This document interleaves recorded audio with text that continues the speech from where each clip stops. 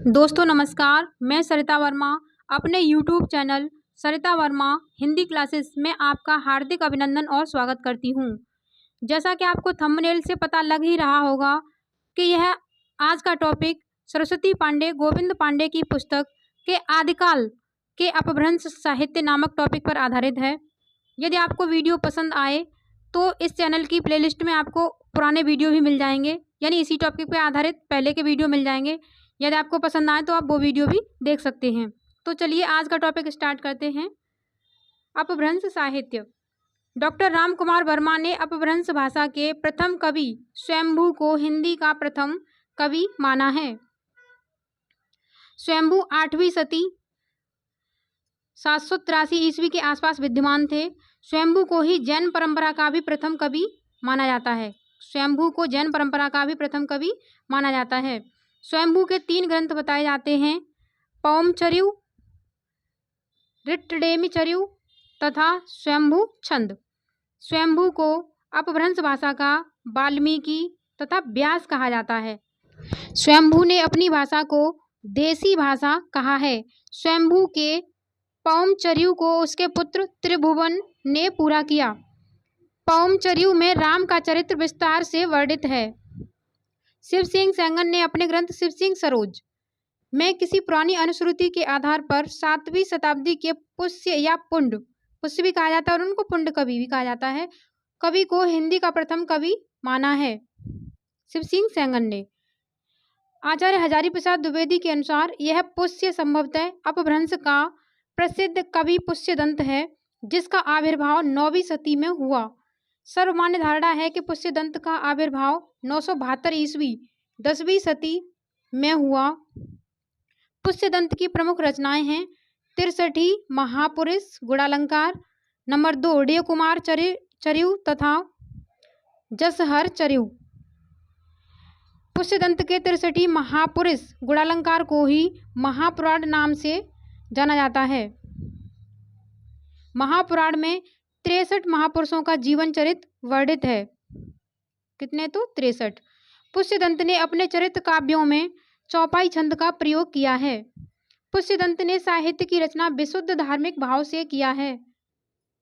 विशुद्ध मीन्स बिल्कुल पूरी तरह से शुद्ध, यानी कोई भी मिलावट नहीं। अपभ्रंश और अवहट्ट में चौपाई यानी चौपाई 15 मात्राओं का छंद था। पुष्यदंत को हिंदी का भवभूति कहा जाता है। मोस्ट इंपॉर्टेंट, पुष्यदंत को हिंदी का भवभूति कहा जाता है। शिव सिंह सेंगन ने पुष्य कवि को भाखा की जड़ यानी भाषा की जड़ कहा है। पुष्यदंत ने स्वयं को अभिमान मेरु, काव्य रत्नाकर, कविकुल तिलक आदि उपाधियों से विभूषित किया है। हरिसेन ने अपनी धम्म परीक्षा में अपभ्रंश के 3 कवि माने हैं, नंबर 1 चतुर्मुख, नंबर 2 स्वयंभू और पुष्यदंत। स्वयंभू ने चतुर्मुख को पद्धड़िया वंद का प्रवर्तक तथा सर्वश्रेष्ठ कवि कहा है। पद्धरि 16 मात्रा का मात्रिक छंद है। पद्धरि इस छंद के नाम पर इस पद्धति पर लिखे जाने वाले काव्यों को पद्धड़िया वंद कहा गया। पुष्यदंत मान्यखेट के प्रतापी राजा कर्ण के महामात्य भीम के सभा कवि थे। धनपाल वाक्यपतिराज मुंज के कवि सभारत्न थे, जिन्हें मुंज ने सरस्वती की उपाधि प्रदान की थी। अपभ्रंश के प्रमुख कवि तीसरे प्रमुख कवि धनपाल ने 10वीं शती में भविष्यक्तकहा की रचना की। 12वीं शताब्दी में जिनदत्त सूरी द्वारा लिखित ग्रंथ उपदेश रसायन रास 1114 ईस्वी को जैन रास काव्य परंपरा का प्रथम ग्रंथ माना जाता है। उपदेश रसायन रास अपभ्रंश भाषा का प्रथम रास काव्य है।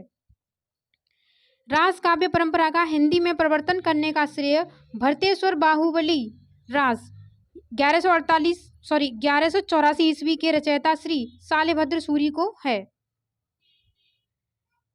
उपदेश रसायन 80 पद्यों का नृत्य गीत रासलीला काव्य है। अब्दुल रहमान द्वारा लिखित संदेश रासक पहला धर्मेतर रास ग्रंथ है। देसी भाषा में किसी मुसलमान द्वारा लिखित प्रथम काव्य ग्रंथ संदेश रासक है। संदेश रासक एक खंड काव्य है जिसमें विक्रमपुर की एक वियोगिनी के विरह वर्णन की कथा वर्णित है। विद्वानों ने उसका समय 12वीं सदी का उत्तरार्ध और 13वीं सदी का प्रारंभ माना है। मुनि राम सिंह जैन साहित्य में सर्वश्रेष्ठ रहस्यवादी कवि कहे जाते हैं। डॉक्टर हीरालाल मुनि राम सिंह का आविर्भाव काल संवत 1057 के लगभग मानते हैं। मुनि राम सिंह ने पाहुड़ दोहा की रचना की। पाहुड़ दोहा अपभ्रंश भाषा में दोहा काव्य का आरंभ 6वीं शताब्दी के कवि जोइंदू से माना जाता है। जोइंदू ने 2 पुस्तकों की रचना की, नंबर 1 परमात्मा प्रकाश और नंबर 2 योग सार। जॉर्ज ग्रियर्सन ने आदिकाल के अंतर्गत 9 कवियों को शामिल किया। पुष्य कवि खुमान सिंह, केदार, कुमारपाल, अनन्यदास, चंद्र, जगनिक, चंद्र अलग है, अनन्यदास अलग है, जगनिक, सारंगधर एवं जोधराज। मिश्र बंधुओं ने मिश्र बंधु विनोद के प्रथम संस्करण में आरंभिक काल 700 से 1444 विक्रमी के अंतर्गत 19 कवियों को स्थान दिया। ये 19 कवि इस प्रकार हैं। पुष्य या पुंड, नंबर 2 अज्ञात कवि। पुष्य या पुंड ने रचना अज्ञात लिखी है 770 विक्रमी में। अज्ञात कवि खुमान रासो 890 विक्रमी। नंद कवि रचना अज्ञात है इनकी 1137 विक्रमी। मसऊद रचना अज्ञात 1180 विक्रमी। कुतुब अली रचना अज्ञात 1180 विक्रमी। साईदान चारण संवत्सार 1191 विक्रमी। अकरम फैज बर्तमाल 1205 से 58 विक्रमी। चंद पृथ्वीराज रासो 1225 से 49 विक्रमी। जगनिक आलाह, केदार सिंह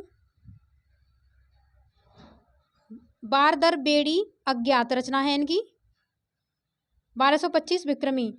जलहन अगले हैं नंबर भूपति भागवत दशम स्कंद भाषा 1344 विक्रमी। नरपति नालह मोस्ट इंपोर्टेंट में है, नरपति नालह बीसलदेव रासो 1354 विक्रमी। नल्ल सिंह विजयपाल रासो 1355 विक्रमी। Sarangdhar very very most important, Sarangdhar Hammir काव्य लिखा है इन्होंने, सारंगधर ने 1357 विक्रमी। अमीर खुसरो अगले नंबर है। मुल्ला दाऊद नूकर चंदा की प्रेम कहानी 1385 विक्रमी।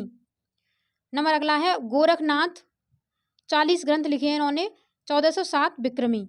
मिश्र बंधुओं ने अपने मिश्र बंधु विनोद के अगले संस्करणों में नाथपंथियों और सिद्धों को सम्मिलित करते हुए इस काल में कवियों की संख्या 75 तक पहुंचा दी। आचार्य रामचंद्र शुक्ल ने अपने इतिहास में आदिकालीन रचनाओं को 2 वर्गों में विभक्त किया, नंबर 1 अपभ्रंश, नंबर 2 देश भाषा या बोलचाल की रचनाएं। आचार्य शुक्ल ने निम्नांकित 12 रचनाओं को ही साहित्य में स्थान दिया। नंबर 1 अपभ्रंश की रचनाएं। तो अपभ्रंश की रचनाओं के अंतर्गत इन्होंने विजयपाल रासो, हम्मीर रासो, कीर्तिलता और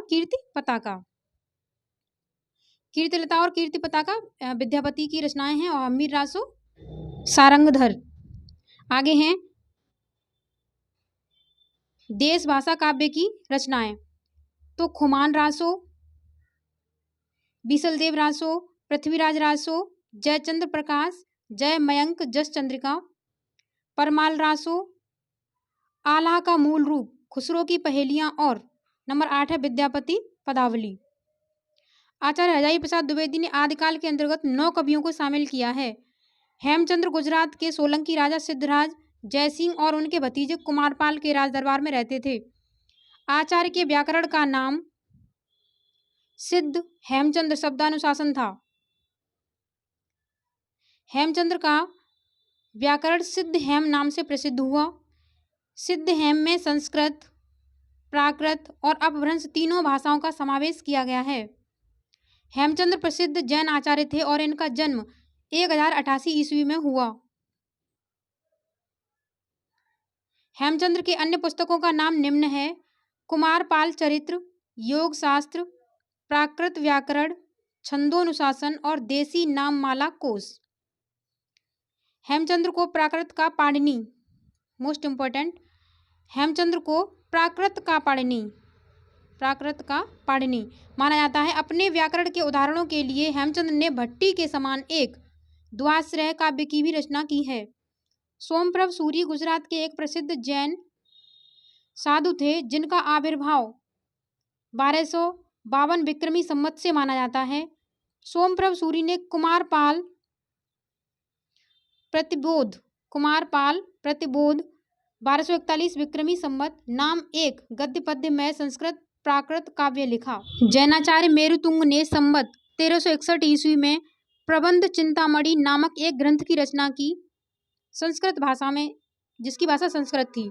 प्रबंध चिंतामणि में कुछ दोहे मालवा नरेश राजा भोज के चाचा मुंज के कहे हुए हैं। प्रबंध चिंतामणि में दूहा विद्या में विवाद करने वाले दो चारणों की कथा आई है, इसलिए अपभ्रंश काव्य को दूहा विद्या भी कहा जाने लगा।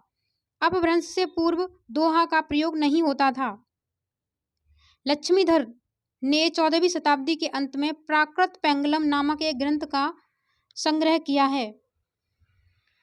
प्राकृत पेंगलम में विद्याधर, सारंगधर, जज्जर, बब्बर आदि कवियों की रचनाओं को संकलित किया गया है। प्राकृत पेंगलम में प्राकृत और अपभ्रंश छंदों की विवेचना की गई है।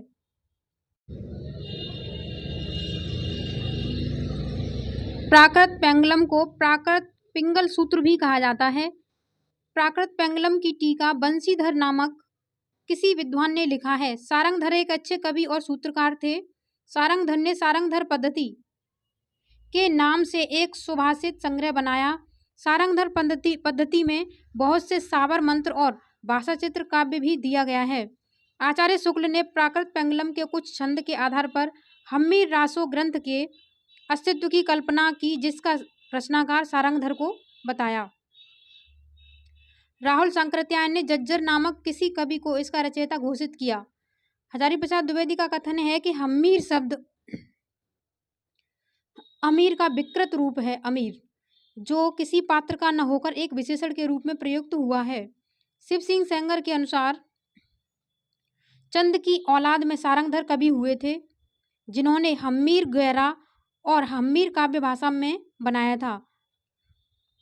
सारंगधर कृत सारंगधर पद्धति संस्कृत भाषा में लिखा एक पद्य कोश है, जिसका किंतु बीच बीच में देश भाषा के काव्य भी आए हैं।